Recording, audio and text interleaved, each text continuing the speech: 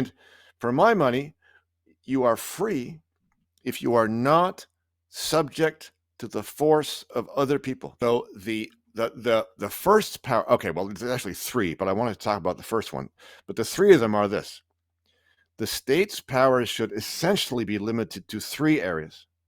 Number one is to keep the peace. Number two is to resolve disputes between people about keeping the peace. Let's say, your neighbor comes over and they steals your car or beats you up. Then you want a court to be able to go to and say, this has happened to me. I need a remedy, please.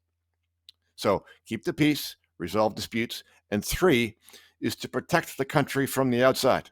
But those three areas, and not much more, are the areas that the state would actually be given powers. So I want to go back to the first one, because I think the first one is sort of where the whole thing begins, which is to say this.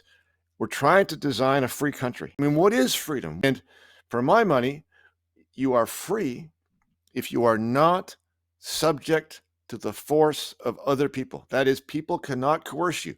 People cannot make you do things you don't want to do.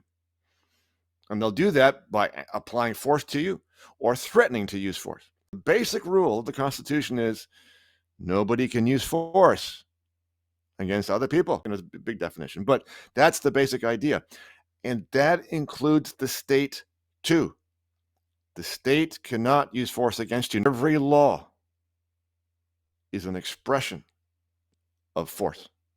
Well, the government is force. That's what people need to, I think, truly understand. So if we outlaw force, then that means that the government cannot create rules to push you around. The only thing that they can enforce against you is the rule against force. So if you go around beating people up, we want the police to be able to go and say, excuse me, we're going to, charge you and prosecute you. Fine. But that's the exception.